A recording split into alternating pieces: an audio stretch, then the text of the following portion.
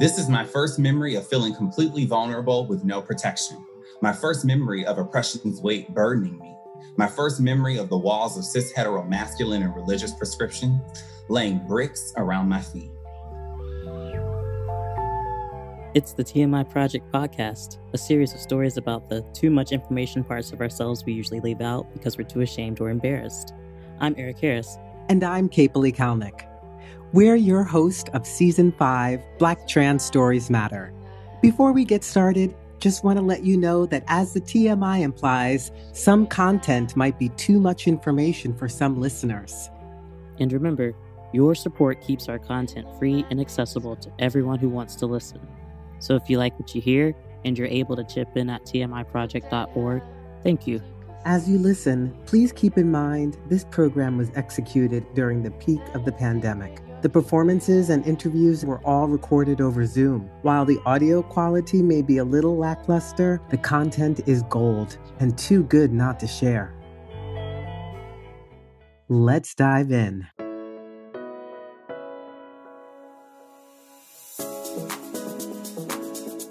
Today we're celebrating KC. I'm a teacher and I'm always trying to read the latest information about trauma and how it impacts youth, especially when I'm trying to improve systems that harm children, especially our queer babies. I became a teacher because I didn't see any queer people in school, let alone queer Black people. So when I'm twirling through the hallways in my outfits, being comfortable in who I am, it's been an evolution. It didn't just happen overnight.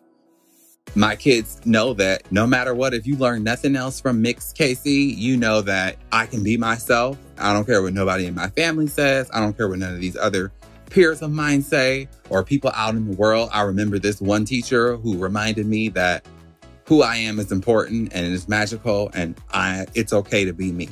I tell youth, that's your only responsibility is to be, to find yourself and to know yourself, unpack all the BS from social media and the world and capitalism and all those things. Like, who are you really? And be true to that. I'm still teaching. I made it through the pandemic and it's hard, but we're doing it. I love the kids. So here I am. KC is such a powerful and outspoken person. I always go back and forth whether to share or not. And so when I seen this opportunity, I was like, oh, I have to do it. Immediately, I was like, oh my God, Black trans people. I was like, this is the perfect place for me to feel comfortable enough to share because I don't like explaining who I am. That's just not something that's a hobby that some people who are marginalized take on and I'm not interested. So I think having a space where I don't have to explain anything and it's just kind of like already understood and like Black trans people just get the intersections of the shit that we experience on a regular basis. And so I think that's what made me feel like, okay, I'll share in this space because I won't have to be explaining so much and giving people all this context. They just know because they also have been through it. And I feel like for so many of us, we have so many commonalities, just like in our experiences with religion and like parents manifesting us through wanting a child of a certain gender, quote unquote. And then, us manifesting in the way that we are and not the way that they imagine. So it was a beautiful experience. I'm so excited to hear KC's story again. Stay tuned after the story to hear more from our chat with KC.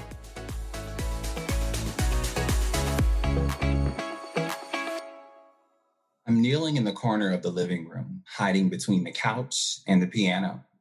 In one hand, I hold my original Barbie doll with blonde hair, blue eyes, and pale skin. She's wearing a shimmering two-piece pink bikini with a gold paisley overlay pattern and gold ruffles around the triangle bra and bikini bottom sides. To set it off, she's accessorized with some large gold hoops. Although she's new and she's cute, she's not my favorite doll in my growing collection. I begged my mother to buy her strictly for the bikini and earrings. In the other hand, I hold Black Panther's love interest, the realist of the X-Men, the one who could change the weather in the blink of an eye. Storm comes in a full bodysuit with a satin-like finish and a long cape flowing down her back that has black on the front side and red underneath.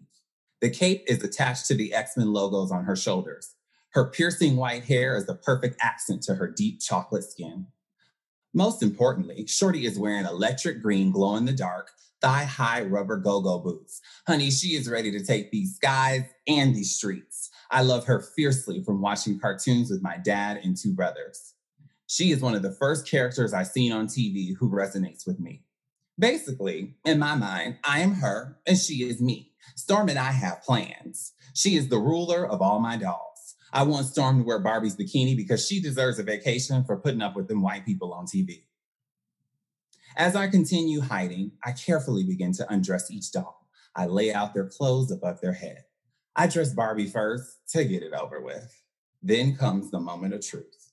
The moment I had imagined when I first saw that fucking bikini in the toy aisle at the store. I begin to carefully dress Storm in Barbie's bikini.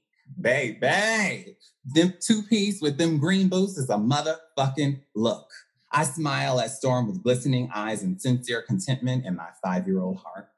As joy overwhelms my body from head to toe, my father's hand angrily snatches Storm from me. I told you not to change their clothes.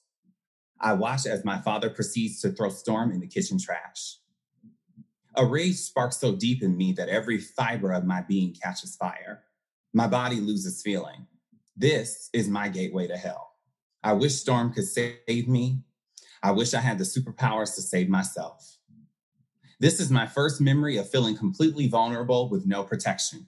My first memory of my stress response system being activated. My first memory of oppression's weight burdening me. My first memory of the walls of cis-hetero masculine and religious prescription laying bricks around my feet. My first memory of being inadvertently told that who I innately was not enough. My first memory of a common villain in my life appearing on my journey. Cis-hetero Black men. The beginning of my complex PTSD. The loss of Storm birthed continuous cycles of resentment and self-doubt. Phases of dolls and no dolls. A sort of tug-of-war between me and myself, me and my family, me and the world. From this moment, I try to suppress my true desires to fit inside the walls being constructed around me. I want to avoid the torment because it feels like a ubiquitous burden I can never escape. Some years later, my mother, my siblings, and I pay a visit to my granny, the matriarch known for her no-nonsense approach to life. Unbeknownst to me, this time is extra special.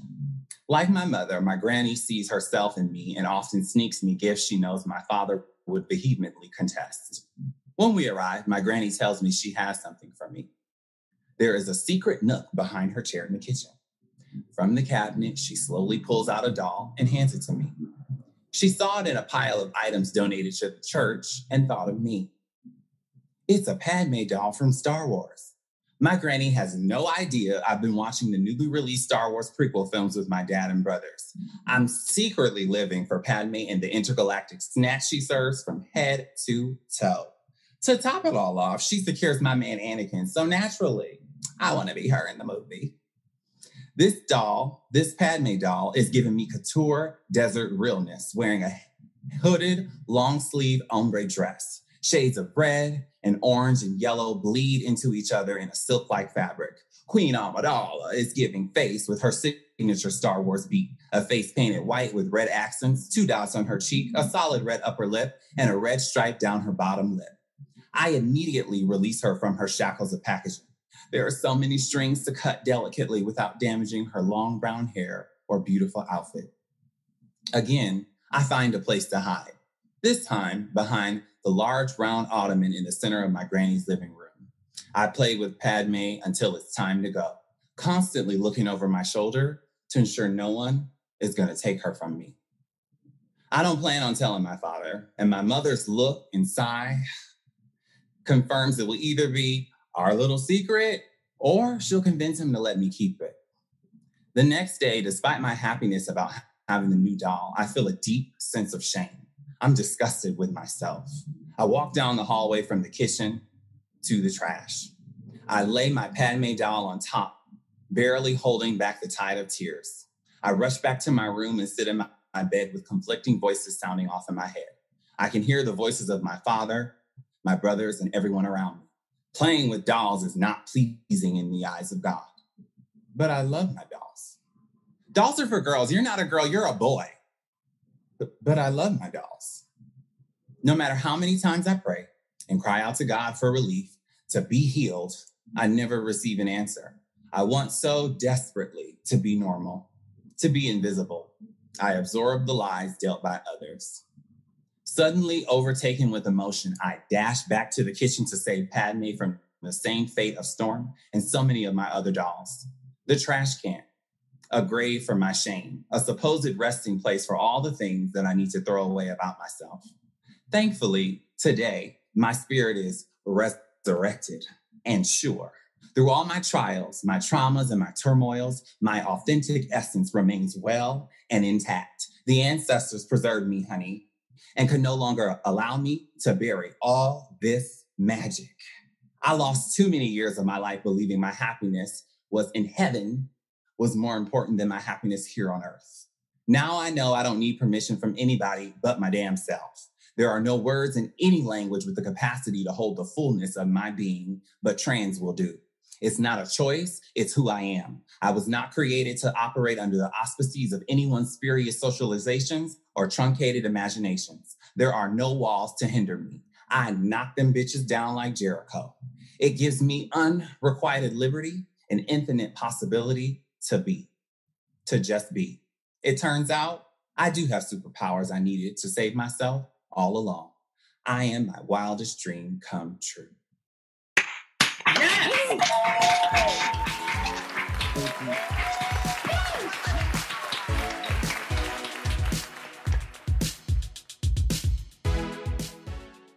We caught up with Cece recently and asked them about the experience of writing and sharing their story. Being the true worrisome Aquarius that I am, I added in a line or two to just, close it out and make sure that it was more reflective of where I am now, because I really wanted people of the trans experience to know that it doesn't get easier, but it gets better. And that the beauty of our queerness is that we are sovereign. We have the ability to self-determine, and that's what makes queer people magical, because we not only have the audacity to know who we are and recognize who we are, but also honor it through action, through, how we manifest ourselves and how we see ourselves. Because I feel like being a trans person is like a vision come true. I tell people all the time, like, I am my own dream come true. I didn't imagine growing up trying to make money or doing some kind of fancy job. I just want to be. I just want to exist safely in the world. That's my only goal in life. I feel safe because I've also established boundaries. We teach people how to treat us. There's just certain things that I don't accept. And through holding firm to my boundaries, it's very isolating and lonely. Once you hold true to your boundaries, the people that honor you come. People go to church, like they say, I'm refill the gas tank, or I'm going to church because, it heals the soul. But it's also just like a biological connection. They say you release 4 times the amount of oxytocin, one of those happy body drugs, serotonin, when you feel a part of a group than you do by doing a drug. It helps calm your nervous system just by being in community with people. It's nature's ability to heal ourselves through community. And so I think we're always going to have those terrible experiences where people are trying to be harmful or mean to us. But if we can always come back and have buffer, as they call it. There's a book that I was reading by Nadine Burke-Harris, and she talks about in trauma, one of the things for kids that helps them recover from the trauma is by having a buffer. And I don't think that that's just applicable to children. I think it's also applicable to adults. I notice even when I'm getting dressed, I'll be like, okay, I don't want to draw attention to myself. I'm already a trans person. Like, what if they clock me? And then it becomes a whole thing. So the fear is real. So I don't want people to think that like, oh, I live this happy, joyful life. Like, no, boo, I got anxiety too. I got depression and PTSD too. I'm just figuring out how to navigate it, but also standing firm on this is who I am. I have this community to come back to that's uplifting me and supporting me. It always comes back to community and just being together. We had an amazing group of storytellers, and Cece hit the nail on the head. I felt like we all had a foundational understanding of each other and connection with each other because we are all Black and trans.